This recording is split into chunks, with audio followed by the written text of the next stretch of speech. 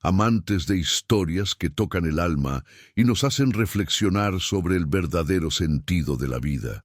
Prepárense para embarcarse en un viaje emocionante. El viento frío de la madrugada de octubre azotaba el rostro de Ricardo, de 16 años, mientras se acurrucaba en el suelo húmedo de la acera en la plaza de Santo Domingo, en el corazón de la Ciudad de México. Las luces de la Catedral Metropolitana a lo lejos parecían burlonas, iluminando su miseria. El estómago de Ricardo rugía en protesta, un sonido familiar que lo acompañaba desde hacía días. Estaba exhausto, con la ropa delgada y sucia pegada al cuerpo, y los ojos, antes llenos de un brillo juvenil, ahora cargaban el peso de una desesperanza profunda. La ciudad, un caldero de vida y ruido, parecía indiferente a su sufrimiento. Un autobús viejo y oxidado, con la carrocería abollada y ventanas empañadas, se detuvo ruidosamente a pocos metros, esquivando el enjambre de vendedores ambulantes que pregonaban tacos y churros con voces estridentes. Una mujer anciana de cabellos grises y un chal colorido pasaba apresurada, apenas lanzando una mirada en dirección al muchacho. Ricardo, sintiendo la humedad penetrar sus huesos y el vacío consumir su energía, cerró los ojos y con la voz embargada por el dolor y la vergüenza, susurró para sí mismo, pero en un tono que parecía una plegaria desesperada: «Dios, dame una oportunidad, solo una». En ese instante las luces de un auto de lujo negro, un Mercedes-Benz blindado e imponente, rasgaron la oscuridad de la calle, deteniéndose abruptamente a pocos centímetros de Ricardo. El conductor, un hombre robusto y serio, salió rápidamente para abrir la puerta trasera. De dentro del vehículo bajó don Almeida, una figura imponente de unos 60 años, con un traje impecable y una postura rígida. Sus ojos, acostumbrados a escudriñar hojas de cálculo financieras y contratos millonarios, miraron a Ricardo con una intensidad inusual. Almeida, el magnate inmobiliario conocido por su frialdad y calculismo en los negocios, era un hombre que nunca conoció el hambre, pero que cargaba en su alma el pesado fardo de una soledad profunda y silenciosa, un vacío que ninguna fortuna jamás pudo llenar. Aquel gesto, el auto deteniéndose para él, un niño de la calle invisible para la mayoría, no era una caridad casual, era un punto de inflexión. Don Almeida, que hacía años no sentía nada más que tedio y el peso de su propia existencia, encontró en los ojos hambrientos de Ricardo un reflejo de una vulnerabilidad que él mismo, en su riqueza aislada, había olvidado. «¿Qué haces aquí solo a esta hora?», preguntó Almeida, su voz ronca por el desuso para interacciones humanas tan directas. Era la pregunta que daba inicio a la trama, una invitación inesperada a un mundo que Ricardo jamás imaginaría, y una chispa que encendería una transformación en ambos. Los mundos opuestos de Ricardo y don Almeida. La vida de Ricardo, días antes de aquel encuentro transformador, transcurría en la colonia popular de San Juan de Aragón, un área en la periferia de la Ciudad de México que contrastaba drásticamente con el lujo opulento del Zócalo. Las calles eran estrechas y sinuosas, muchas aún de tierra, levantando nubes de polvo a cada paso. Las casas, hechas de ladrillos a la vista y yeso descascarado, se amontonaban unas sobre otras, con tendederos improvisados estirados, entre las ventanas, donde ropa colorida se secaba al viento seco de la mañana. El aire era una mezcla peculiar de olor a maíz asado, proveniente de las tortillerías locales, y el aroma terroso del polvo. Todo esto envuelto por el sonido distante de radios que tocaban rancheras y cumbias a un volumen vibrante. La pobreza era una realidad palpable en cada esquina, pero la resiliencia y la unión entre los vecinos formaban una red de apoyo invisible, manteniéndolos a todos en pie ante las adversidades. Ricardo era el hermano mayor de 3 niños pequeños, cuyos rostros delgados y ojos curiosos dependían de su fuerza e ingenio. Sus padres, ambos desempleados y visiblemente exhaustos por la lucha diaria, libraban una batalla incesante para poner comida en la mesa y garantizar lo mínimo para la familia. La madre, con las manos callosas de tanto lavar ropa ajena, y el padre, que alternaba trabajos precarios en la construcción con la búsqueda frustrada de un empleo fijo, reflejaban el cansancio y la preocupación en cada arruga de sus rostros. A pesar de la ropa gastada y raída que usaba Ricardo, heredada de vecinos o encontrada en bazares de segunda mano, y del cansancio evidente que marcaba sus facciones, él cargaba en sus ojos castaños un brillo persistente, un raro destello de esperanza que se negaba a ser apagado por las circunstancias. Él soñaba con un futuro diferente, un futuro donde su familia no necesitara preocuparse por la próxima comida o por el alquiler atrasado. El aislamiento del magnate. Del otro lado de la vasta metrópolis, don Almeida vivía en un penthouse suntuoso en lo alto de uno de los edificios más caros de la Ciudad de México, con una vista panorámica deslumbrante que se extendía hasta el icónico Zócalo y la majestuosa Catedral Metropolitana.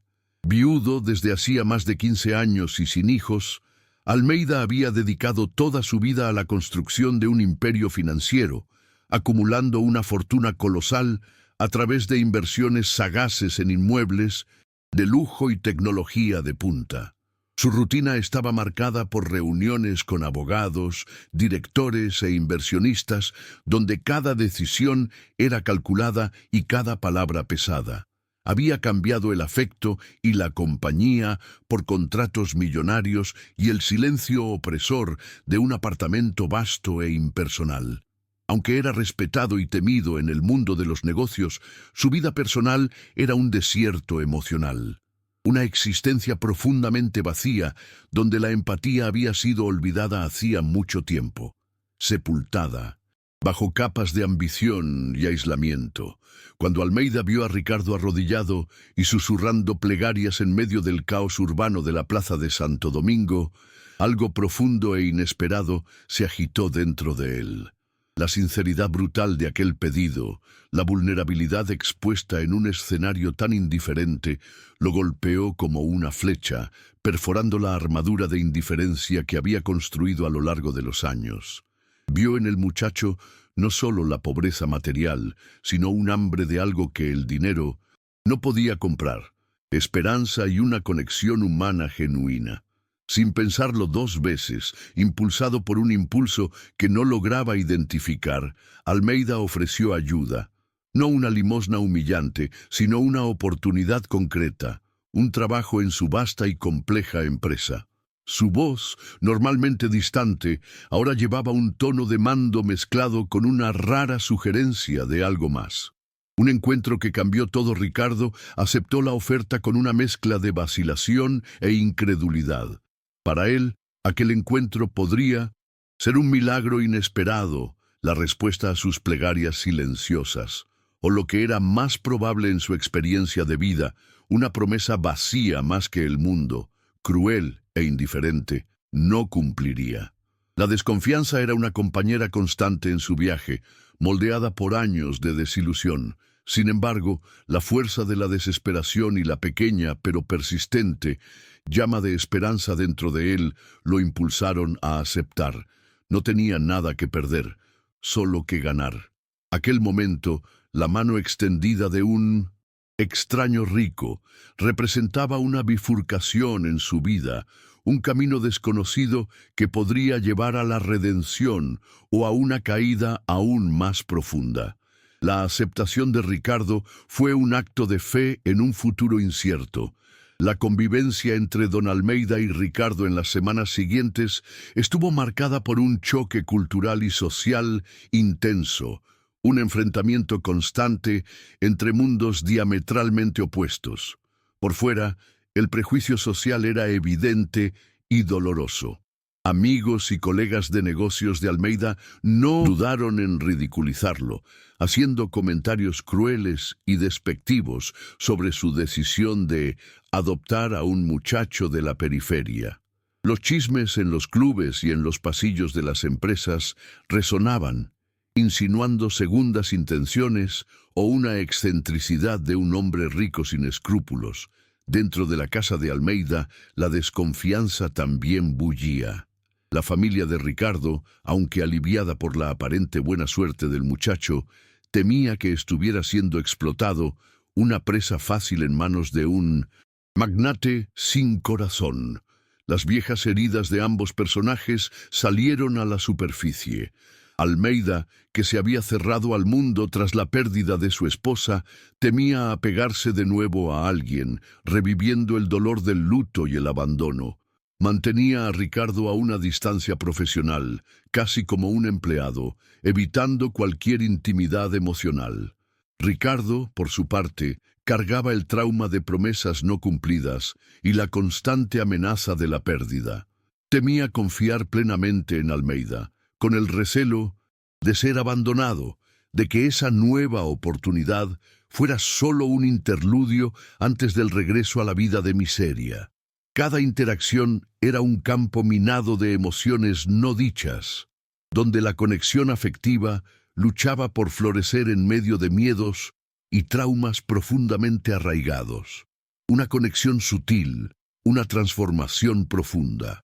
La tensión aumentaba gradualmente, pero la conexión afectiva, a pesar de los obstáculos, comenzaba a fortalecerse de manera sutil, casi imperceptible.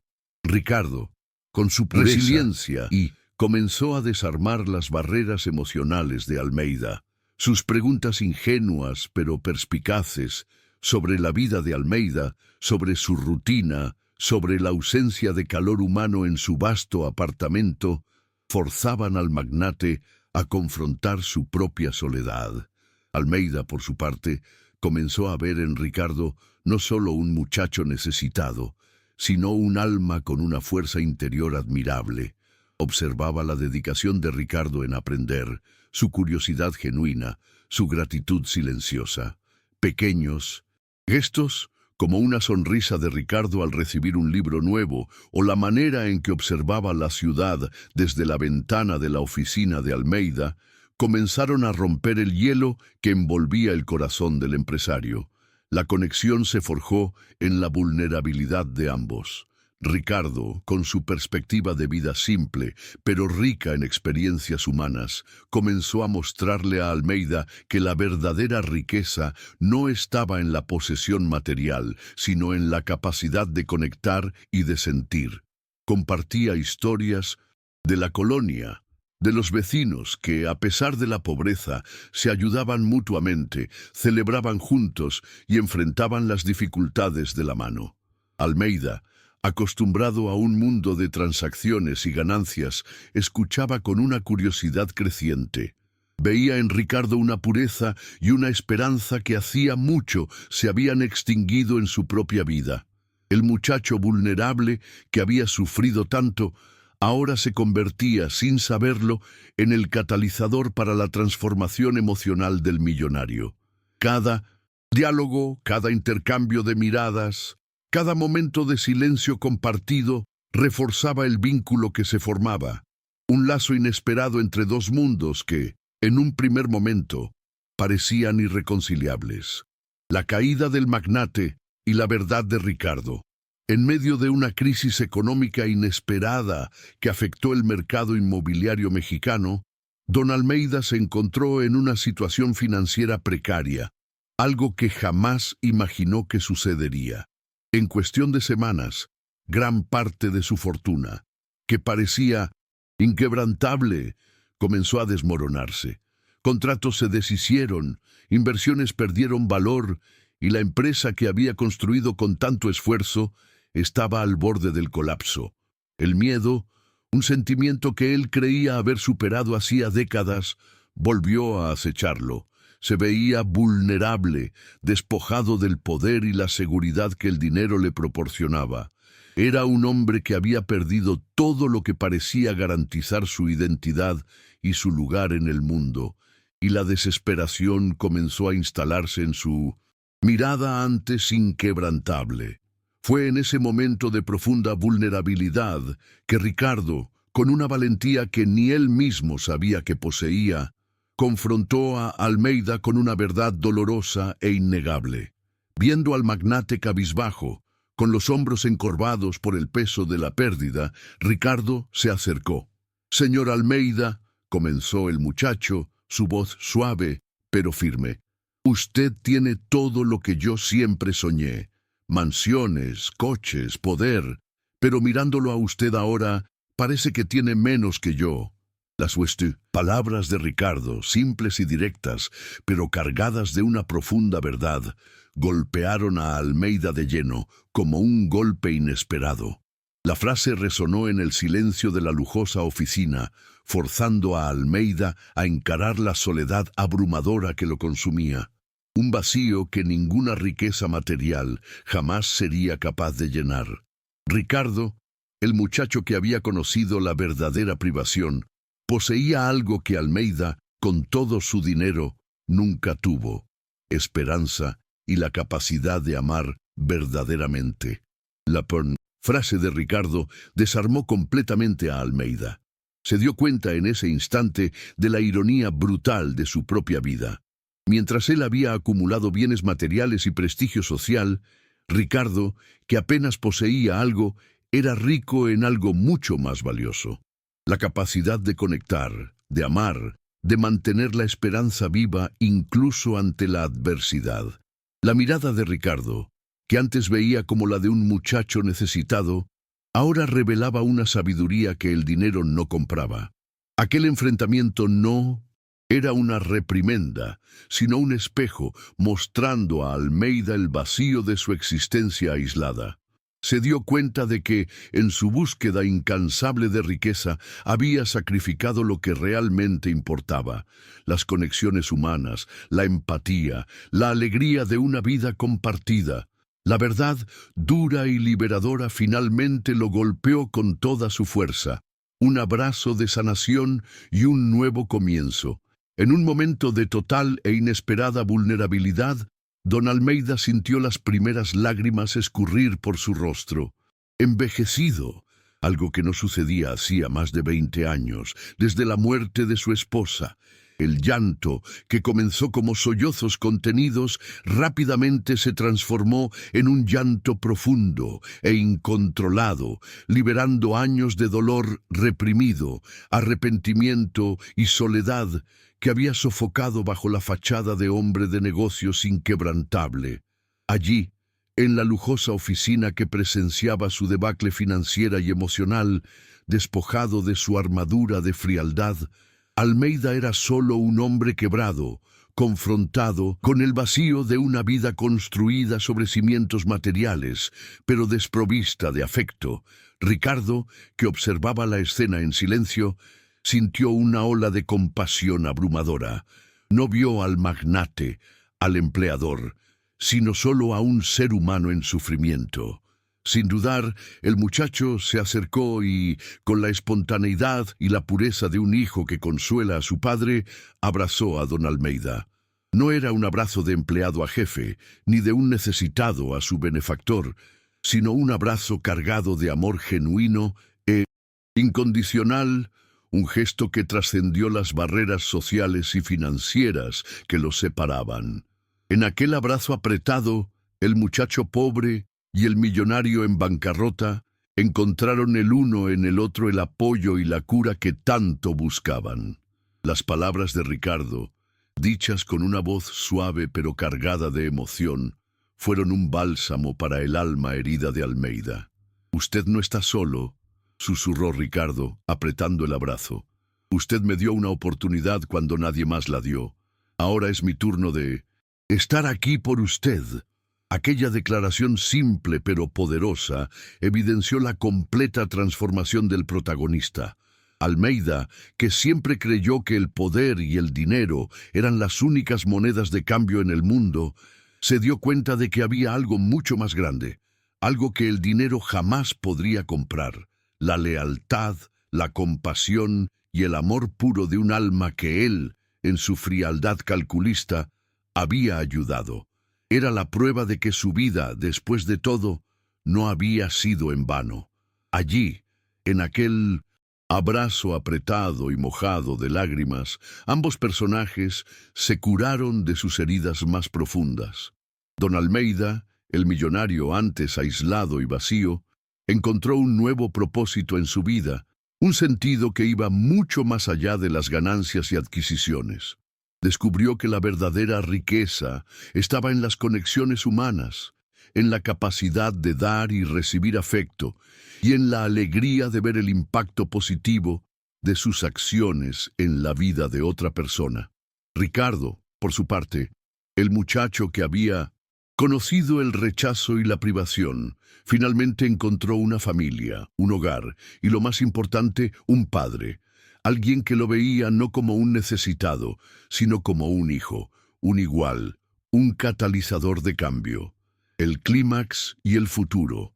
El clímax emocional de la historia alcanzó su apogeo cuando don Almeida, aún abrazado a Ricardo, levantó los ojos llorosos y con la voz embargada por la emoción pronunció las palabras que sellarían su destino y el de Ricardo. Ricardo, hijo mío, ¿aceptas ser mi hijo, no solo de corazón, sino ante la ley? Era una petición de adopción, la formalización de un lazo que ya se había forjado en el dolor y la esperanza. El silencio que siguió fue llenado solo por el sonido de la respiración temblorosa de Almeida y por los sollozos contenidos de Ricardo, que apenas podía creer lo que oía. Aquel momento decisivo y emocionalmente cargado selló el destino de ambos para siempre. ¿Te está gustando esta historia? Deja un like y suscríbete al canal. Ahora, continuamos con el video. Años después de aquel día transformador, la vida de Ricardo y don Almeida floreció de maneras que ambos jamás habrían imaginado. Ricardo, con el apoyo incondicional de Almeida, ingresó a la Universidad Nacional Autónoma de México, UNAM, y se dedicó con esmero a la carrera de Ingeniería Civil. Impulsado por su propia experiencia de vida y por el deseo de retribuir la oportunidad que recibió, inició y lideró una serie de proyectos sociales ambiciosos, enfocados en llevar educación de calidad y oportunidades de desarrollo profesional a jóvenes talentosos de las periferias de la Ciudad de México, con un enfoque especial en la colonia San Juan de Aragón, donde él mismo había crecido. El cambio en su vida era un testimonio vivo del poder de la segunda oportunidad. Don Almeida, por su parte, no solo recuperó su fortuna, sino que transformó radicalmente su empresa. Inspirado por la resiliencia y compasión de Ricardo, reestructuró su conglomerado, destinando ahora una parte significativa de las ganancias anuales para la creación y mantenimiento de fundaciones que apoyaban a niños y adolescentes necesitados en todo el país. El enfoque ya no era solo la ganancia, sino el impacto social positivo. Juntos, padre e hijo, inauguraron un centro comunitario moderno y acogedor en la misma calle polvorienta, donde Ricardo un día se arrodilló e hizo su oración desesperada. Un lugar que se convirtió en un faro de esperanza y oportunidad para la comunidad. La historia de Ricardo y Almeida se convirtió en un ejemplo inspirador en toda la Ciudad de México. El centro comunitario, bautizado como Esperanza Viva, ofrecía cursos de capacitación, clases de apoyo escolar y actividades culturales, todo gratuitamente. Las paredes del centro estaban adornadas con fotos de jóvenes que, al igual que Ricardo, tuvieron sus vidas transformadas, algunos ingresando a universidades, otros abriendo sus propios pequeños negocios. En cada inauguración de un nuevo grupo, Ricardo, ahora un joven ingeniero con un futuro brillante, y Almeida, un filántropo respetado, compartían su historia, reforzando el mensaje de que la verdadera riqueza reside en la capacidad de cambiar vidas y construir un futuro más justo y equitativo para todos. La resolución positiva de la historia era palpable en cada sonrisa de los niños que asistían al centro y en cada proyecto que Ricardo implementaba. El pasado de sufrimiento de ambos personajes había sido superado, transformado en una fuerza motriz para el bien. La adopción de Ricardo por Almeida no fue solo un acto legal, sino la consolidación de un lazo familiar inquebrantable. Un vínculo que probó que el amor y la compasión pueden trascender cualquier barrera material o social. La historia de ellos, un testimonio de superación y conexión humana, concluyó con una visión esperanzadora del futuro, donde la bondad y la empatía eran los pilares de una sociedad más justa y solidaria, mostrando que el amor es la mayor de las fortunas. El legado de Esperanza Viva. Una década transcurrió desde la inauguración del centro comunitario.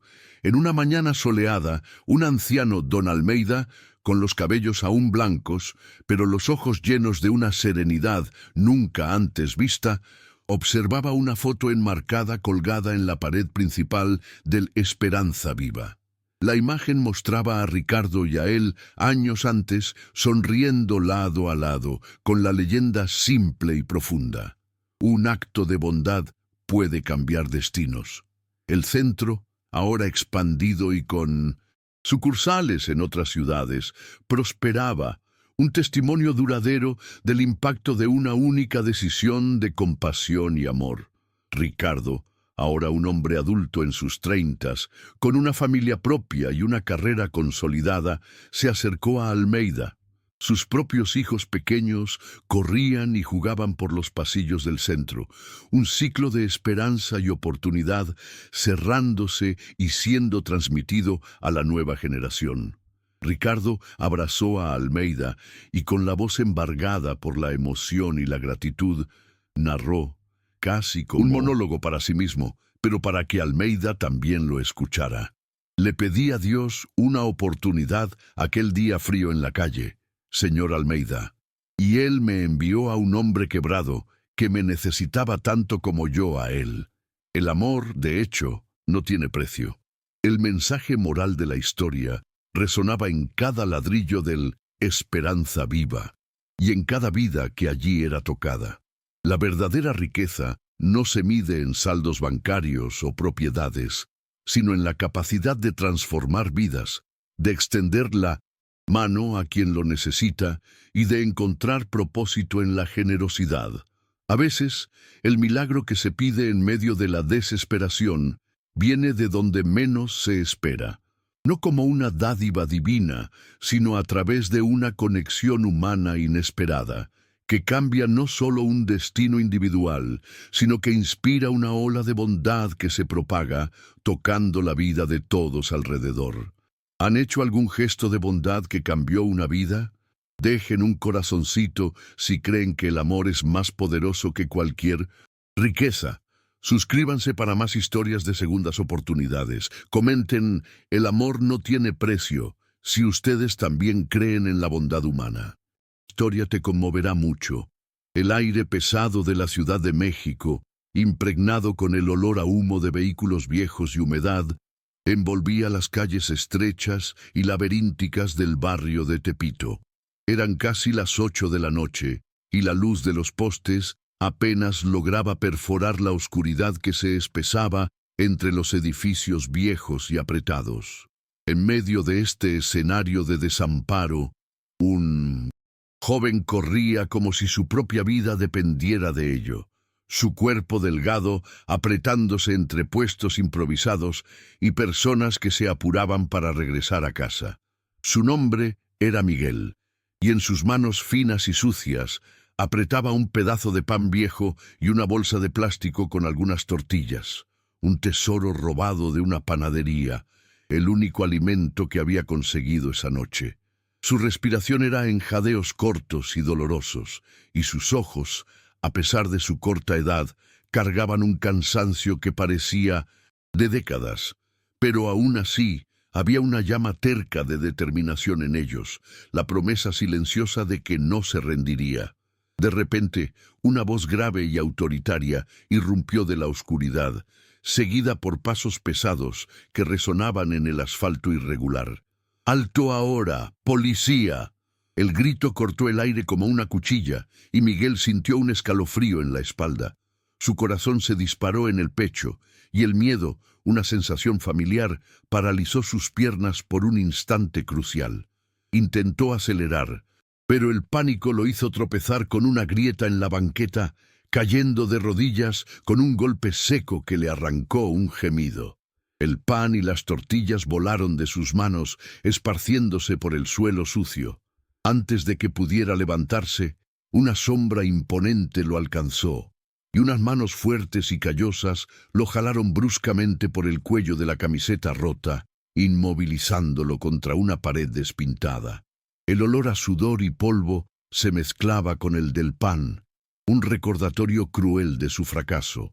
El policía, un hombre de 40 años, con el rostro marcado por la rutina agotadora y una expresión de poca paciencia, lo sostenía con fuerza.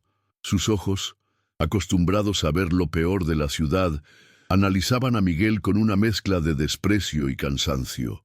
Para él era solo un delincuente juvenil más, un problema rutinario que necesitaba ser resuelto rápidamente.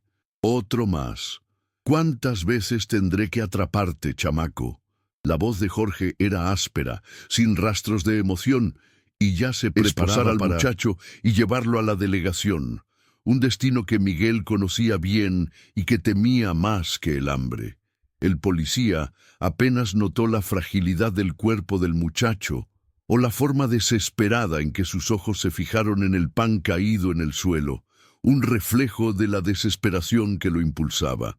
Aquel era un momento de humillación pública, el rostro del rechazo de la sociedad hacia aquellos que, como Miguel, vivían al margen. Pero entonces, en medio del apretón sofocante y la inminencia de la prisión, Miguel reunió el último vestigio de su fuerza. Su voz, ahogada por el llanto y la extenuación, irrumpió en un grito ronco que resonó por el callejón, un sonido puro de desesperación que logró perforar la coraza de Jorge. «¡No, por favor! ¡Es para mi mamá! ¡Está enferma! ¡Se va a morir de hambre!». La frase, una mezcla de súplica y desesperación, golpeó al policía de una forma que no esperaba.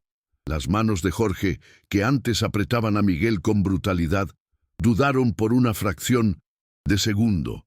Un gesto, una simple frase, había roto la rutina, el protocolo, y había iniciado una trama que cambiaría para siempre el destino de ambos hombres, un hilo invisible de humanidad extendiéndose en el corazón de aquella noche fría en la Ciudad de México. ¿Te está gustando esta historia? Deja un like y suscríbete al canal. Ahora continuamos con el video. Un pasado que conecta el presente. Jorge, el policía, era un hombre forjado en las calles ásperas de la Ciudad de México, un veterano de 1900. La fuerza policial, con 20 años de servicio que lo habían endurecido contra los dolores e injusticias del mundo. Creció en un barrio humilde, atestiguando la pobreza de cerca, y esa vivencia lo llevaba a creer que la ley era la única forma de orden en un caos creciente. Su vida personal, sin embargo, estaba marcada por un trauma silencioso, la pérdida temprana de su hermana menor por una enfermedad que no pudo ser tratada por falta de recursos económicos. Ese dolor, nunca totalmente superado, lo impulsaba a ser rígido y, a menudo, implacable, pues creía que la debilidad llevaba a la tragedia.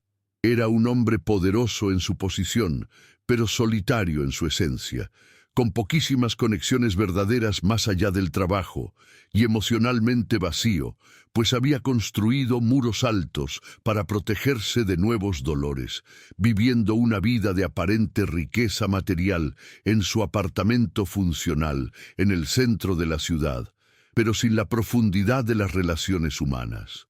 Miguel, por otro lado, era la antítesis de esa rigidez.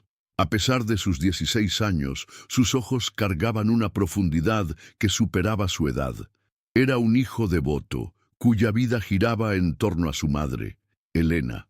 Elena, una mujer de aproximadamente 70 años, con el rostro marcado por arrugas de preocupación y sufrimiento, pero con ojos azules brillantes, que aún irradiaban una pureza y esperanza sorprendentes, incluso en su condición de abandono y dolor. Estaba en cama desde hacía casi un año, víctima de una enfermedad respiratoria crónica que drenaba sus fuerzas y los pocos recursos que poseían. Miguel recordaba a su padre, un albañil, que había muerto hacía 3 años en un accidente de trabajo, dejándolo sin ningún amparo. Desde entonces, la vida de Miguel se resumía en cuidar a su madre y buscar cualquier medio para garantizar que ella no pasara hambre, incluso si eso significaba robar para sobrevivir, un acto que lo avergonzaba profundamente, pero que él veía como su única opción. La semilla de la compasión.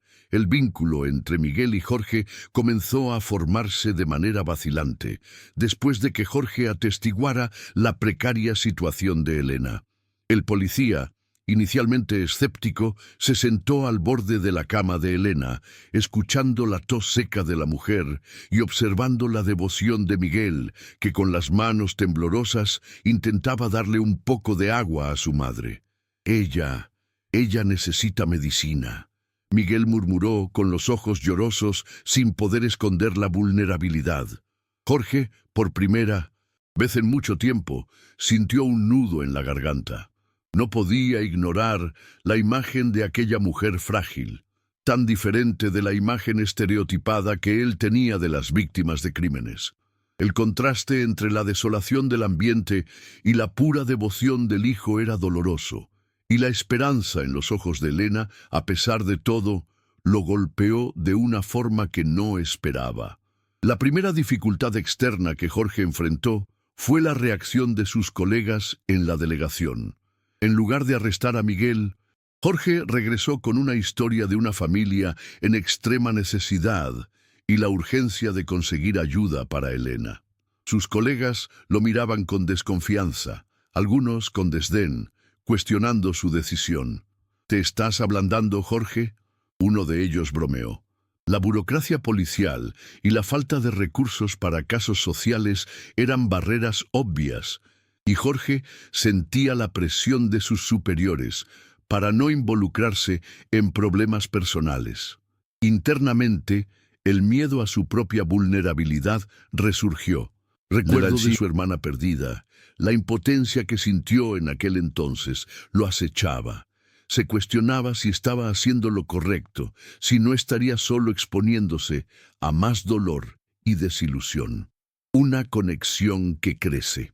A pesar de los obstáculos, la conexión entre Jorge y Miguel se profundizaba con cada visita del policía a la casa de los dos.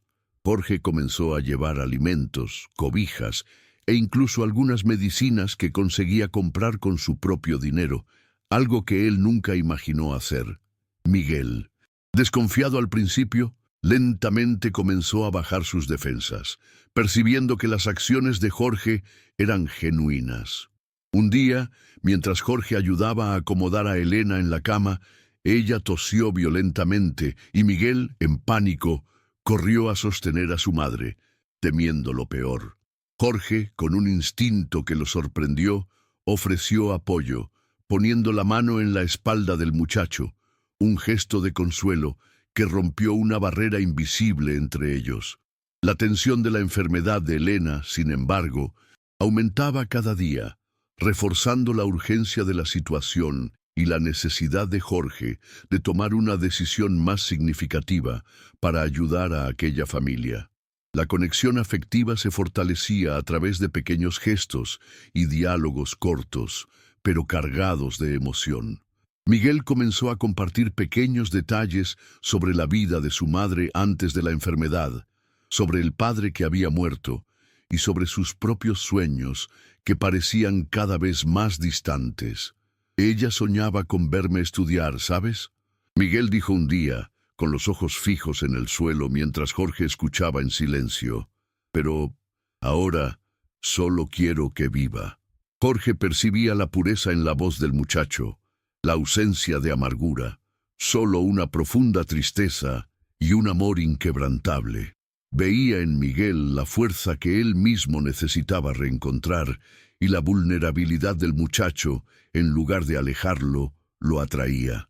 Elena, a pesar de la debilidad, sonreía a Jorge con una gratitud que lo conmovía profundamente, reconociendo la bondad que él estaba demostrando. La encrucijada de Jorge. Sin embargo, la situación financiera de Jorge no era infinita, y la burocracia para conseguir auxilio médico y social para Elena era abrumadora. Visitó varios hospitales públicos, enfrentó filas interminables y recibió respuestas evasivas. Las puertas parecían cerrarse a cada intento y la frustración crecía. La sociedad, en su indiferencia, era un muro casi infranqueable. Amigos cercanos de Jorge comenzaron a criticarlo, diciendo que él estaba metiéndose donde no debía, que no era su problema. Esas críticas reforzaban la tensión y el conflicto interno de Jorge, que se veía dividido entre el deseo de ayudar y el pragmatismo de su profesión y de la realidad social. El miedo a cometer un error grave o a fallar nuevamente lo acechaba, reviviendo el trauma de no haber podido salvar a su hermana. Un día, al llegar a la casa de Miguel, Jorge encontró al muchacho desesperado. Elena había tenido una crisis seria, y la tos incesante la dejaba sin aire. Miguel había intentado llevarla a una clínica de barrio, pero no tenían los recursos necesarios para el tratamiento. «Está empeorando, señor. Por favor, haga algo», Miguel imploró, las lágrimas rodando por su rostro sucio de polvo y sudor. La imagen de Elena, pálida y con los labios morados, golpeó a Jorge como un puñetazo en el estómago. El reloj corría y él sabía que ya no había tiempo para burocracias o vacilaciones. La tensión alcanzaba su punto álgido, exigiendo una acción inmediata y decisiva. Necesitaba hacer algo radical, algo que desafiara todas las reglas que él había seguido por tantos años, o perdería a esta familia por la indiferencia y la enfermedad. Un salto de fe. En ese momento crítico, la conexión entre Jorge y Miguel trascendió las palabras. Jorge tomó a Elena en sus brazos, con una delicadeza sorprendente para un hombre tan robusto, y le dijo a Miguel: «Vamos a llevarla al mejor hospital que pueda pagar. No te preocupes por el dinero. Yo las arreglaré». La voz de Jorge era firme, llena de una determinación renovada. Miguel, conmocionado y con un rayo de esperanza en los ojos, solo asintió, incapaz de pronunciar una palabra. En el camino al hospital, Jorge sintió la fragilidad del cuerpo de Elena en sus brazos y el dolor de su propio pasado. El recuerdo de su hermana se mezcló con la urgencia del presente. La tensión en el auto era palpable, pero una nueva forma de conexión, basada en la confianza mutua y en la urgencia de un amor compartido por Elena, se estableció entre ellos. En el hospital particular, Jorge tuvo que enfrentar las miradas curiosas del equipo médico y el shock inicial de tener un paciente proveniente de un barrio tan humilde. Él insistió en la atención, usando su autoridad como policía y más aún su determinación personal. Mientras Elena era examinada, Jorge y Miguel esperaban juntos en la sala de espera, un silencio pesado entre ellos, lleno solo por el sonido de los monitores y de sus propios latidos. Miguel, por primera vez, no parecía un ladrón, sino solo un hijo asustado, y Jorge, no solo un policía, sino un hombre que, por un instante, había dejado de lado sus barreras y permitió que la humanidad hablara más fuerte. Las horas se arrastraban, y a cada minuto que pasaba, la tensión aumentaba, pero también la certeza en Jorge de que había hecho la elección correcta, la única elección posible para él, dadas las circunstancias. La verdadera riqueza. La espera parecía eterna, y a cada ruido de los pasillos del hospital, Miguel y Jorge se miraban con aprensión. El cansancio físico y emocional era visible en ambos. Miguel, con los ojos fijos en la puerta de la sala de emergencias, parecía encogerse a cada minuto, como si el peso del mundo estuviera sobre sus hombros. Jorge, a pesar de su postura aparentemente tranquila, sentía el corazón acelerarse. El dolor interno de su pasado, el miedo a revivir la impotencia, resurgía con fuerza total. Se cuestionaba si sería suficiente, si el dinero, la atención, serían capaces de revertir años de negligencia y miseria. La ansiedad era casi insoportable, un nudo apretado en el estómago, pero él sabía que no podría retroceder ahora. Se había comprometido, no solo con Miguel y Elena, sino consigo mismo, a ir hasta el final, cueste lo que cueste. La tensión alcanzó su punto más alto cuando un médico se acercó a ellos, con una expresión seria. Miguel se levantó abruptamente, los ojos desorbitados por el miedo, mientras Jorge se preparaba para lo peor. El médico informó que Elena estaba en estado grave, pero que, con los tratamientos adecuados, había posibilidades de recuperación. Sin embargo, el costo sería alto, mucho más de lo que Jorge podría costear solo. El policía sintió un desánimo profundo, pero al mirar a Miguel, que intentaba disimular las lágrimas, percibió que no podría rendirse.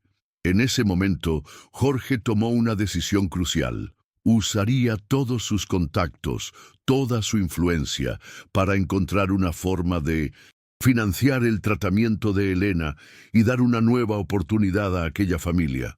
Un compromiso que iría mucho más allá de su función de policía, transformándolo completamente. El acto de redención. El momento decisivo llegó cuando Jorge, después de días incansables de llamadas y visitas a instituciones de caridad y fundaciones, logró una reunión con la directiva de una renombrada organización filantrópica en la Ciudad de México, Esperanza para el Mañana. La sala de reuniones era austera, con muebles de madera oscura y un aire formal que contrastaba con la realidad de donde Jorge venía. Estaba visiblemente nervioso, pero determinado. Presentó el caso de Elena y Miguel con una pasión que lo sorprendió a sí mismo, describiendo la enfermedad de la madre, la devoción del hijo y la miseria que los rodeaba. No usó términos técnicos, pero habló con el corazón, sobre la pureza de Elena y la resiliencia de Miguel, y sobre cómo aquella familia representaba la lucha de tantos otros que vivían al margen. La directiva escuchaba en silencio, sus rostros impasibles, y Jorge sintió el peso de aquella mirada juzgadora, pero siguió adelante, impulsado por la imagen de Elena en sus brazos, pálida y frágil. El silencio después de su presentación fue casi insoportable.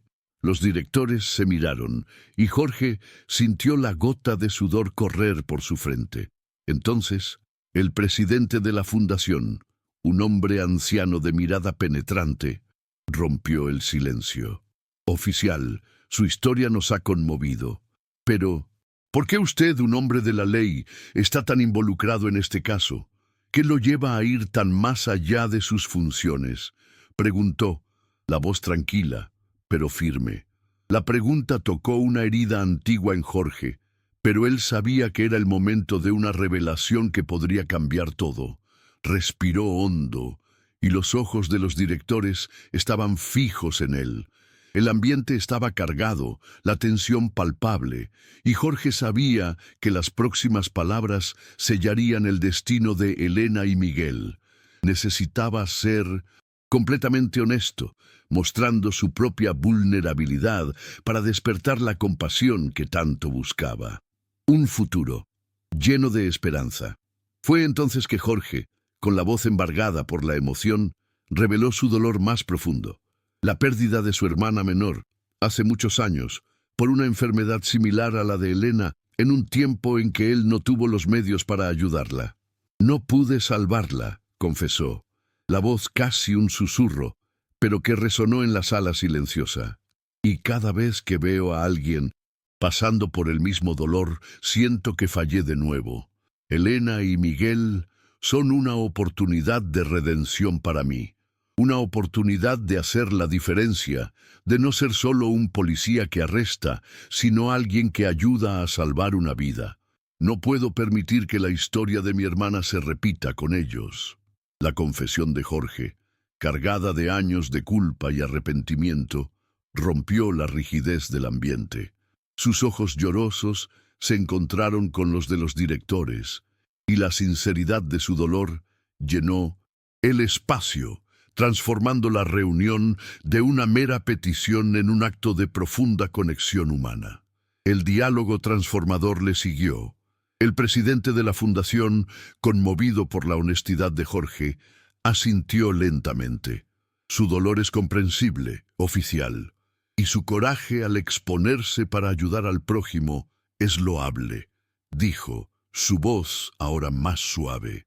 La esperanza para el mañana acuerda cubrir íntegramente los costos del tratamiento de Elena y también ofrecerá a Miguel una beca de estudios y una oportunidad de trabajo en uno de nuestros proyectos sociales, garantizando que él y su madre tengan un nuevo comienzo.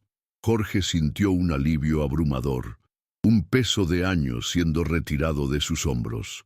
La superación de su dolor interno, aquel que lo acechaba por la pérdida de su hermana, comenzó en ese momento, con la certeza de que él había luchado y, esta vez, vencido. La consolidación del vínculo entre él, Miguel y Elena, aunque distante físicamente en ese instante, se volvió inquebrantable, forjada en la compasión y la esperanza. El comienzo de una nueva vida. La noticia de la ayuda de la fundación fue llevada por Jorge a Miguel en el hospital, y el reencuentro fue un momento de gran impacto emocional. Miguel, que estaba visiblemente exhausto y desesperanzado, vio a Jorge entrar en el cuarto de Elena con una sonrisa que nunca había visto antes en el rostro del policía.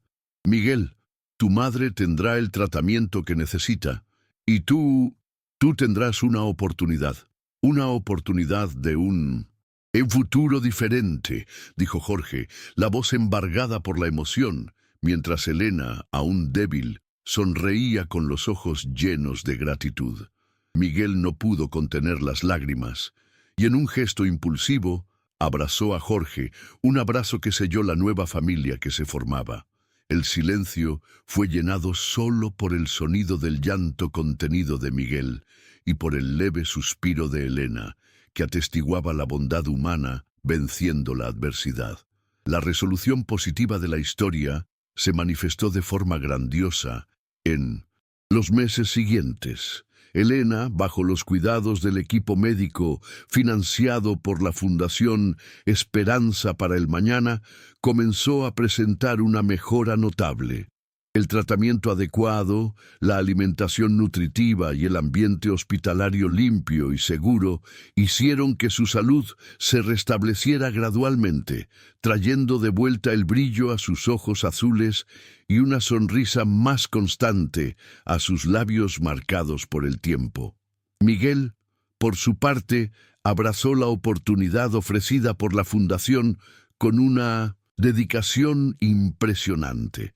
Comenzó a trabajar en el proyecto social de Esperanza para el Mañana, que ofrecía clases de apoyo y actividades deportivas para niños de escasos recursos, un trabajo que lo llenaba de un propósito que iba mucho más allá de la supervivencia. El cambio concreto en la vida de ambos era visible y palpable, un testimonio del poder de la compasión y de la segunda oportunidad. Un legado de compasión. El cambio no se limitó solo a Elena y Miguel. Jorge, profundamente transformado por la experiencia, pasó a ser un ejemplo de humanidad dentro de la fuerza policial. Su perspectiva sobre la ley y el orden se expandió y comenzó a abogar por programas de asistencia social y reintegración para jóvenes en situación de vulnerabilidad. Usaba su voz y su autoridad para mostrar a sus colegas que, muchas veces, la justicia no se limitaba a la punición, sino que se extendía a la comprensión y al apoyo. Sus actos inspiraron a otros policías a mirar más allá del crimen, ver las historias de vida detrás de los infractores, generando un impacto colectivo positivo en la comunidad y rescatando la fe de muchos en la institución. La nueva filosofía de vida de Jorge era clara. La verdadera fuerza reside en la capacidad de tender la mano, y el servicio a la comunidad va más allá del cumplimiento del deber. La visión esperanzadora del futuro se consolidó cuando, 6 meses después del inicio del tratamiento de Elena, ella recibió el alta del hospital. Miguel la llevó a un nuevo apartamento modesto pero limpio y con comida en la despensa, algo que parecía un sueño distante hacía tan poco tiempo.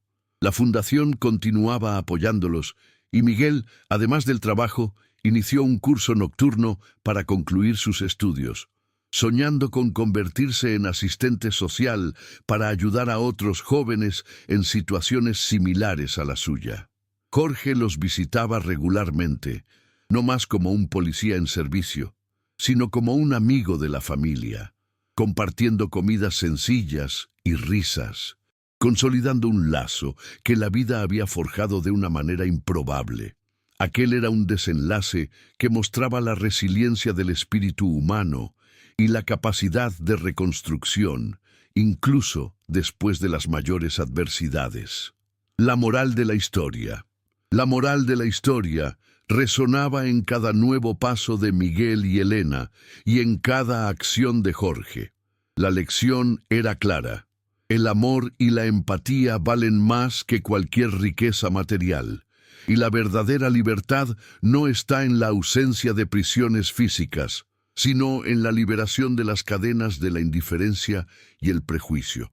La historia de El ladrón de comida y el policía probaba que los milagros existen, no como eventos sobrenaturales, sino como actos de bondad que se manifiestan a través de personas comunes que deciden hacer la diferencia. Las familias pueden reconstruirse a partir de las cenizas de la tragedia y la esperanza puede florecer en los lugares más inhóspitos, recordando a todos que la conexión humana es la verdadera riqueza que se puede poseer. ¿Te está gustando esta historia? Deja un like y suscríbete al canal. Ahora continuamos con el vídeo. Un ciclo de bondad. Años pasaron, y el impacto de aquel encuentro fortuito en el callejón oscuro de la Ciudad de México resonó en incontables vidas. Miguel, ahora con 26 años, era un asistente social respetado, con un diploma universitario y una pasión inquebrantable por ayudar a jóvenes que, como él, un día vivían al margen. Había fundado su propia ONG, llamada Caminos de Esperanza, que ofrecía albergue, educación y oportunidades de trabajo para adolescentes en situación de vulnerabilidad, inspirándose directamente en la ayuda que recibió de Jorge. Su madre, Elena, aunque más vieja y con algunas limitaciones físicas, vivía en paz y con dignidad, rodeada por el amor del hijo y por la gratitud por cada día de vida que le había sido concedido. A cada sonrisa de ella, Miguel recordaba el sacrificio y el giro que un acto de bondad había proporcionado. Jorge, cerca de su jubilación de la fuerza policial, ya no era el hombre endurecido que arrestaba a jóvenes en callejones oscuros. Su uniforme ahora llevaba no solo distintivos, sino también la marca de una profunda humanidad.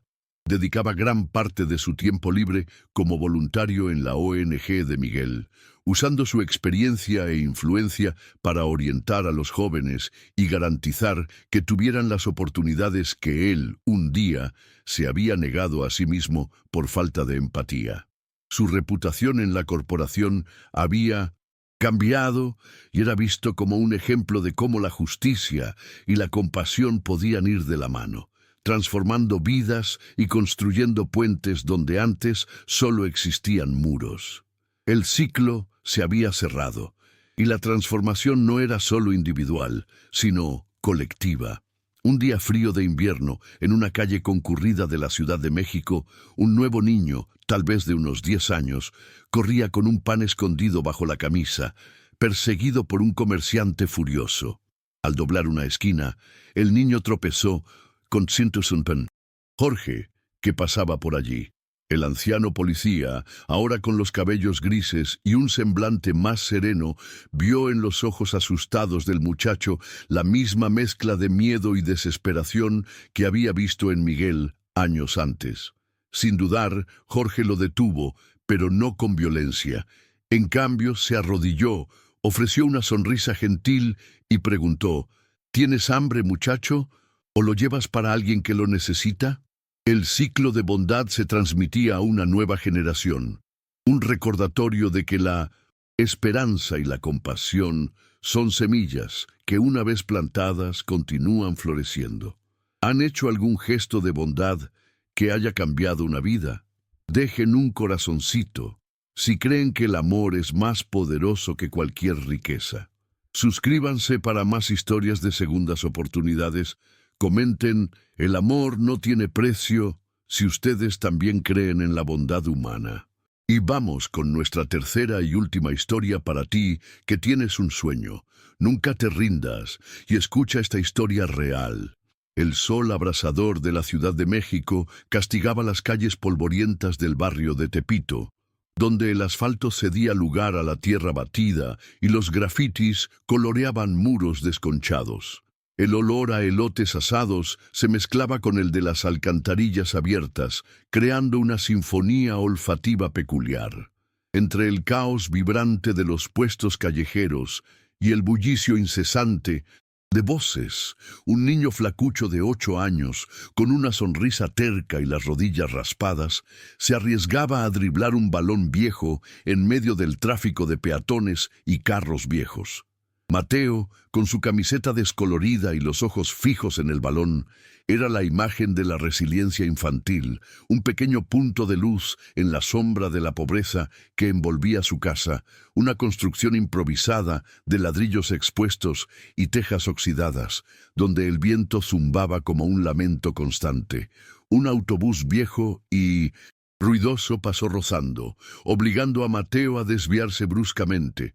El balón rebotó lejos y rodó bajo las ruedas de un coche estacionado. Su padre, Ricardo, un hombre de 40 y tantos años, con el rostro marcado por el sol y la camiseta de vendedor de helados manchada, observaba todo desde lejos, la preocupación grabada en su frente. Acababa de regresar del mercado, el contenedor de unicel vacío en una mano, el cuerpo exhausto por la jornada de sol a sol que apenas garantizaba el pan de cada día. Cada día, Ricardo sentía el peso de la responsabilidad oprimirle el pecho. La dificultad de mantener a su hijo solo se convertía en una carga casi insoportable, pero la sonrisa inocente de Mateo era su combustible diario. De repente, un grito agudo irrumpió del callejón, seguido de risas burlonas. 2 niños mayores, visiblemente bien vestidos y con balones nuevos, le habían quitado el balón a Mateo. «Mira al pobretón creyéndose que sabe jugar», provocó uno de ellos, pateando el balón al aire con desprecio. Mateo sintió que la cara le ardía de vergüenza, los ojos anegados de frustración. No era solo la humillación del momento, sino la dolorosa constatación de su condición social, expuesta allí, frente a todos. Ricardo, al ver la escena, apresuró el paso, el corazón apretado por el dolor de su hijo. Sin embargo, antes de que Ricardo pudiera intervenir, Mateo hizo algo inesperado. En lugar de llorar o defenderse, miró directamente a los niños, su pequeño cuerpo temblando, y dijo, con una voz sorprendentemente firme: «Este balón es todo lo que tengo». La frase no fue una súplica, sino una declaración de su esencia, un desafío silencioso que resonó en el aire polvoriento.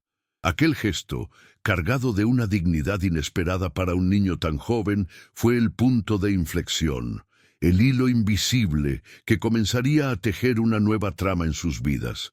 Fue en ese exacto instante que un hombre, sentado en un carro oscuro estacionado discretamente en la esquina, observó a Mateo con una intensidad inusual, una mirada que parecía ver más allá de la ropa gastada y el balón ponchado.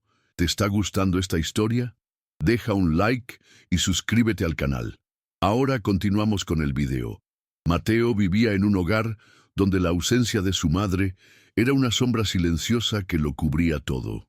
Ella había fallecido 4 años atrás, víctima de una enfermedad súbita que el poco dinero de la familia no pudo combatir. Ricardo, su padre, era un hombre sencillo, con las manos callosas de tanto empujar su carrito de helados bajo el sol abrasador y una mirada que cargaba el peso de 1000 preocupaciones. Él veía en su hijo el recuerdo vivo de su esposa, y por eso dedicaba cada gramo de su energía a proteger la inocencia de Mateo de la dura realidad de la vida. Ricardo era un pilar de amor, pero la soledad y la dificultad financiera carcomían su alma, convirtiéndolo en un hombre cansado, casi invisible para el mundo exterior. El cazatalentos, que se presentó como Javier, era un hombre de unos 50 años, con cabello canoso y una mirada perspicaz que no dejaba escapar ningún detalle. Había recorrido cientos de campos empolvados y canchas improvisadas en busca de talentos en bruto, y algo en la resiliencia de Mateo, en su dominio intuitivo del balón, lo había impresionado profundamente. Javier le explicó a Ricardo sobre la oportunidad en el Centro de Entrenamiento Juvenil del Club América, uno de los clubes más grandes de México, prometiendo alojamiento, alimentación y educación para los jóvenes atletas. La propuesta parecía demasiado buena para ser verdad para Ricardo, quien desconfiaba de las intenciones de cualquiera que se acercara con promesas tan grandiosas. Los primeros días de Mateo en el centro de entrenamiento fueron una mezcla de asombro y shock. Las instalaciones eran gigantescas, con campos impecables y equipos de última generación, un contraste impactante con los callejones sucios de Tepito. Sin embargo, el brillo en los ojos de Mateo pronto se topó con la frialdad de algunos compañeros, hijos de familias adineradas, que lo veían como un intruso. «Mira al pueblerino que vino de la favela», susurraba un chico esbelto, con zapatillas caras y una sonrisa de desdén, mientras Mateo intentaba adaptarse a la intensa rutina de entrenamientos y a la rigurosa disciplina impuesta por los entrenadores. A pesar del bullying velado y la soledad inicial, Mateo se aferraba a las palabras de su madre y al recuerdo de su sonrisa, que se convertían en su ancla emocional. Entrenaba incansablemente, corriendo hasta la extenuación, perfeccionando sus regates y tiros. Cada gota de sudor derramada en el campo era un homenaje silencioso a la mujer que le había enseñado a soñar y un sacrificio por la vida que deseaba darle a su padre. Ricardo, por su parte, sentía la ausencia de su hijo en casa, pero intentaba mantenerse fuerte, vendiendo más helados y guardando cada centavo para las visitas de fin de semana, que se convertían en los momentos más preciados de su existencia. El vínculo entre Mateo y Ricardo se profundizaba a través de las pocas llamadas telefónicas y los encuentros de los domingos. «¿Cómo estuvo el entrenamiento, hijo?», preguntaba Ricardo, con la voz ronca de cansancio. «Difícil, papá, pero estoy aprendiendo mucho», respondía Mateo, omitiendo las humillaciones y los desafíos. En una de esas visitas, Ricardo le llevó un helado casero que a Mateo tanto le encantaba. El simple gesto hizo llorar al niño, y Ricardo lo abrazó fuerte, sintiendo la fragilidad y la fuerza de su hijo en sus brazos.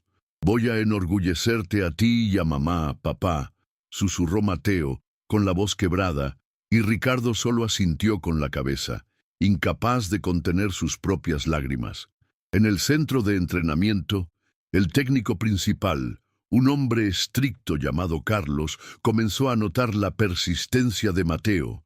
Era exigente, pero veía en el chico una determinación inusual, un talento innato que necesitaba ser pulido. En un entrenamiento de finalización, Mateo conectó un tiro desde fuera del área con una precisión impresionante. Carlos lo llamó aparte. Chico, tienes un potencial increíble, pero necesitas aprender a confiar en ti mismo, a superar el dolor, dijo, sin saber la carga emocional que Mateo llevaba. Las palabras del técnico fueron una mezcla de reconocimiento y un nuevo desafío, empujando a Mateo más allá de sus límites. La creciente tensión en la relación de Mateo con algunos de sus compañeros se intensificó cuando el equipo Sub-9 fue seleccionado para un torneo importante. Los chicos más ricos, que veían el fútbol como un pasatiempo y no como una oportunidad de vida, comenzaron a sabotear a Mateo, escondiendo sus zapatillas y difundiendo rumores sobre su origen humilde. «Él solo está aquí por lástima», susurraban, tratando de minar su confianza. Un día, Mateo encontró sus zapatillas sucias de lodo, tiradas en un rincón. La frustración era palpable, pero se negó a devolver el golpe, limpiando sus zapatillas con un trozo de tela vieja, decidido a demostrar su valía en el campo. La presión aumentaba con cada entrenamiento y con cada mirada de desconfianza. Mateo sentía el peso de las expectativas de su padre y la necesidad de justificar la fe que Javier había depositado en él. La nostalgia de su madre se intensificaba en las noches frías del alojamiento y solía llorar en silencio, abrazado a una vieja camiseta de ella que Ricardo había guardado. Su mayor trauma era el miedo a fallar, a regresar a casa sin nada, a ver la decepción en los ojos de su padre, reviviendo el dolor de la impotencia que había sentido cuando su madre se fue. En medio de esta turbulencia emocional y física, llegó el golpe más duro. Durante un entrenamiento intenso, Mateo sintió un dolor agudo en la rodilla al caer torpemente. El diagnóstico fue un esguince de ligamento, lo que requirió semanas de reposo y fisioterapia intensiva. La noticia lo sacudió profundamente. «¿Y si ya no puedo jugar, papá?», le preguntó a Ricardo, con la voz entrecortada y los ojos anegados, acostado en la cama de la enfermería del club. Ricardo intentó ocultar su propia desesperación, apretando la mano de su hijo. «No digas eso, mi campeón. Eres fuerte, te recuperarás», respondió con la voz quebrada, sintiendo cómo aumentaba la tensión. La recuperación fue lenta y dolorosa, una prueba de paciencia y resiliencia. Mateo hacía los ejercicios con ahínco, sintiendo el dolor en cada movimiento, pero impulsado por la imagen de su padre sacrificándose y por la memoria de su madre. Veía a otros chicos entrenando en el campo y la frustración de estar parado era inmensa. En ese periodo, Javier lo visitaba con frecuencia, trayéndole libros y conversando sobre la importancia de la fuerza mental. «El fútbol es 10% talento y 90% cabeza, Mateo», dijo el cazatalentos, tratando de mantener encendida la esperanza del chico. La burocracia del club también se convirtió en un obstáculo. Sin que Mateo pudiera entrenar activamente, algunos directivos comenzaron a cuestionar su permanencia, sugiriendo que la inversión en él no valía la pena. Ricardo recibió un aviso velado de que, si Mateo no se recuperaba a tiempo para el próximo partido decisivo, su puesto podría verse comprometido. La noticia golpeó a Ricardo como un puñetazo en el estómago, reforzando la tensión externa que envolvía a la familia. Sabía que el tiempo se agotaba, y la presión sobre Mateo, que aún se recuperaba, aumentaba exponencialmente. La víspera del partido decisivo, que definiría su futuro en el club, Mateo todavía sentía un pinchazo en la rodilla. La tensión era casi insoportable. Ricardo había viajado con sus últimos ahorros para estar al lado de su hijo, y los dos compartían una habitación sencilla en la pensión del club. El silencio de la noche estaba lleno de los miedos de ambos. Mateo miró a su padre, que dormía en una cama improvisada, y vio en él el reflejo de su propio viaje, de sacrificios y esperanzas. Ese partido no era solo sobre fútbol, era sobre dignidad, sobre la promesa de una vida mejor y sobre el legado de una madre que le había enseñado a nunca rendirse. El día del partido decisivo amaneció con un cielo gris sobre el estadio, como si el propio clima reflejara la tensión en el aire. La afición comenzaba a ocupar las gradas, sus gritos mezclándose con el eco de la incertidumbre. Mateo sentía la rodilla punzar. Cada paso era un pinchazo que le recordaba la lesión, pero la adrenalina y la presión eran mayores que el dolor físico. Se puso la camiseta del equipo, el número en la espalda parecía más pesado que nunca, y caminó hacia el campo con una mezcla de ansiedad y determinación. Era su momento de demostrar que pertenecía a ese lugar, que todo el sacrificio de su padre y las promesas a su madre no serían en vano. En los primeros 15 minutos del partido, la actuación de Mateo fue vacilante. Estaba visiblemente aprensivo, fallando pases sencillos y esquivando las jugadas más duras. El equipo contrario, más compenetrado y agresivo, abrió el marcador con un gol rápido y la afición comenzó a murmurar, impaciente. Mateo sintió el peso de las miradas sobre él. Cada error parecía hacer eco de la voz de aquellos que dudaban de su capacidad. El entrenador Carlos, desde la banda, lo observaba con una expresión seria y el corazón de Mateo se hundió, sintiendo que estaba a punto de desmoronarse. En el descanso, con el marcador adverso, el vestuario estaba en un tenso silencio. Mateo se sentó en un rincón, el rostro cubierto de sudor y lágrimas de frustración. De repente, la puerta se abrió y Ricardo entró, con el rostro sudoroso de tanto correr para llegar a la tribuna a tiempo, los ojos humedecidos por la preocupación y el amor. Se arrodilló ante su hijo, ignorando la presencia de los otros jugadores y del entrenador. «Mateo, ¿recuerdas lo que decía tu mamá?», susurró Ricardo, con la voz embargada por la emoción. «Tus pies pueden llevarte lejos, pero es tu corazón el que te hará volar. Ella siempre creyó en ti, mi hijo, y yo también. No se trata de ganar o perder, se trata de luchar hasta el final». Las palabras de Ricardo fueron como un bálsamo para el alma herida de Mateo. Miró a los ojos de su padre y vio allí no solo el sacrificio y el cansancio, sino una fe inquebrantable. En ese instante, el dolor en la rodilla y el miedo a fallar desaparecieron. Se levantó, la determinación renovada en su mirada, y abrazó a Ricardo con fuerza, sintiendo el calor del amor familiar que lo impulsaba. Aquel diálogo, simple y puro, era la declaración de que, independientemente del resultado del partido, el vínculo entre ellos y la memoria de la madre ya eran la mayor victoria que podían alcanzar. Mateo regresó al campo en el segundo tiempo con una energía diferente, un brillo renovado en sus ojos. Con cada regate, con cada pase, parecía bailar con el balón, sus movimientos más fluidos y precisos. El equipo contrario, sorprendido por el súbito cambio de rendimiento, no pudo contenerlo. En una jugada mágica, Mateo recibió el balón en el mediocampo, arrancó a toda velocidad, dribló a dos defensas y con un potente disparo desde fuera del área, marcó el gol de la victoria en el tiempo añadido. El estadio estalló en euforia y Mateo, en lugar de correr hacia la afición, corrió directamente hacia la tribuna, donde Ricardo lo esperaba con los ojos llenos de lágrimas, una sonrisa que iluminaba todo su rostro cansado. Ese gol no era solo un punto en el marcador, sino la materialización de un sueño y la superación de todos los dolores.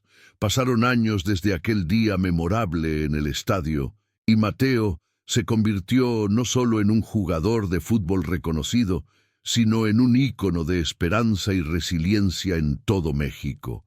Su imagen aparecía en portadas de revistas y sus goles eran celebrados por multitudes, pero sobre todo, él jamás olvidó sus raíces humildes y el sacrificio de su padre.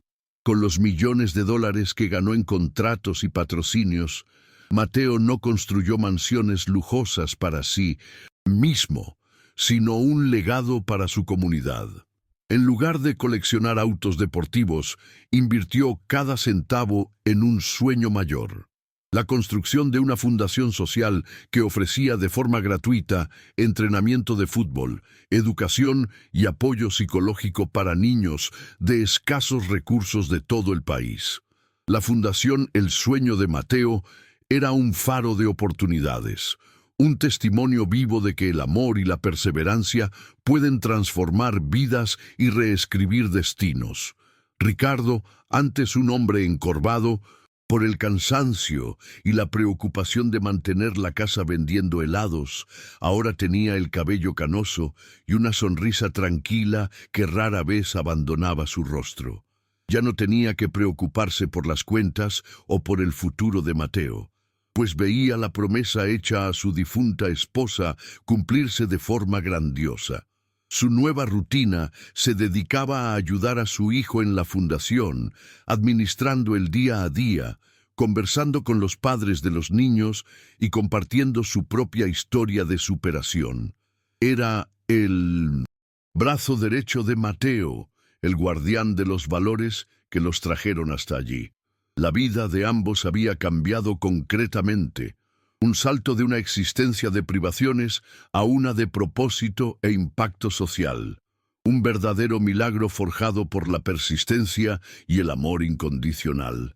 En las impecables canchas de la Fundación El Sueño de Mateo, el aire estaba lleno de los gritos de alegría de los niños, el sonido del balón rebotando y el murmullo de conversaciones llenas de planes y expectativas. Mateo, a pesar de su apretada agenda como jugador profesional, dedicaba cada momento libre a entrenar a los jóvenes talentos, compartiendo su técnica y, lo más importante, su filosofía de vida.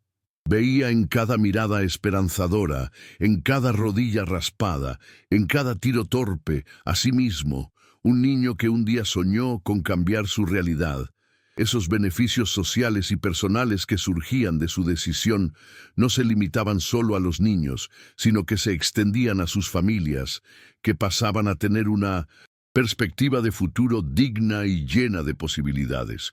Un impacto colectivo que transformaba comunidades enteras. La nueva filosofía de vida de Mateo era sencilla, pero profunda. La riqueza material puede comprar comodidad, pero la verdadera plenitud reside en usar lo que se tiene para servir al prójimo y transformar vidas. Se convirtió en la prueba viviente de que el amor, el deporte y la compasión son herramientas poderosas para construir un mundo mejor. En cada entrevista, en cada aparición pública, Mateo repetía la lección que había aprendido en las calles de Tepito y en los brazos de su padre. El amor vale más que el dinero, y la esperanza puede mover montañas. Su historia era un recordatorio constante de que, incluso en las circunstancias más difíciles, es posible encontrar la fuerza para soñar en grande y marcar la diferencia en la vida de los demás. ¿Han hecho algún gesto de bondad que cambió una vida? Dejen un corazoncito si creen que el amor es más poderoso que cualquier riqueza. Suscríbanse para más historias de segundas oportunidades. Comenten: el amor no tiene precio, si ustedes también creen en la bondad humana. 20 años después, el sol de la Ciudad de México, ahora adornado por un cielo más limpio gracias a los esfuerzos de organizaciones ambientales, bañaba las instalaciones de la Fundación El Sueño de Mateo. El complejo había crecido exponencialmente, transformándose en un centro de excelencia que no solo formaba atletas, sino también ciudadanos, conscientes y comprometidos. En una de las canchas impecables, donde el verde del césped sintético contrastaba con los colores vibrantes de las camisetas de los jóvenes jugadores, un niño de 8 años, con las mismas rodillas raspadas de Mateo y una mirada cargada de pura pasión por el fútbol, driblaba un balón nuevo con una habilidad sorprendente. Era Miguel, uno de los talentos más prometedores de la nueva generación de la Fundación, que había llegado hacía poco de una comunidad aún más desfavorecida que la de Tepito. El ciclo se cerraba, o mejor dicho, se expandía, transmitiendo la llama de la esperanza a una nueva generación.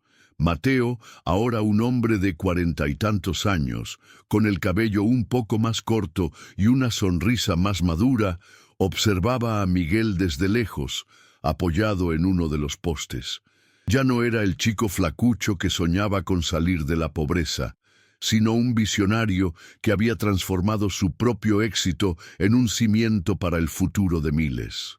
A su lado, Ricardo, con el cabello completamente blanco y una mirada serena, sonreía con orgullo, su rostro ahora marcado no por la preocupación, sino por la alegría de ver florecer el legado de su familia.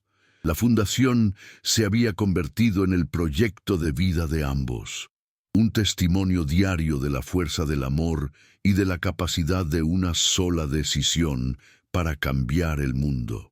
En un momento de silencio, mientras Miguel marcaba un gol espectacular y era ovacionado por sus compañeros, Mateo respiró hondo, sintiendo el calor del sol en su rostro y el viento suave que traía consigo los sonidos de la cancha. Se giró hacia Ricardo con los ojos llenos de emoción. «Mamá, lo logramos», susurró, con la voz entrecortada, un reconocimiento silencioso de que el sueño de ella, plantado hace tanto tiempo, había germinado y dado frutos mucho más allá de lo que cualquiera podría haber imaginado. Ricardo solo asintió con la cabeza, con una sonrisa en los labios. Los recuerdos de la mujer amada y de todo el camino recorrido, llenando el aire entre ellos. La Fundación El Sueño de Mateo no era solo una escuela de fútbol, era una incubadora de sueños, un refugio para niños que, al igual que Mateo un día, solo tenían la esperanza como guía. En su oficina, colgada en un marco sencillo, estaba la vieja camiseta descolorida que Mateo usaba de niño, junto a una foto de su madre. El mensaje moral de la historia resonaba en cada rincón del lugar. El amor vale más que cualquier riqueza. Los milagros existen cuando se cree en ellos, y las familias, incluso las más improbables, pueden reconstruirse e inspirar al mundo a amar.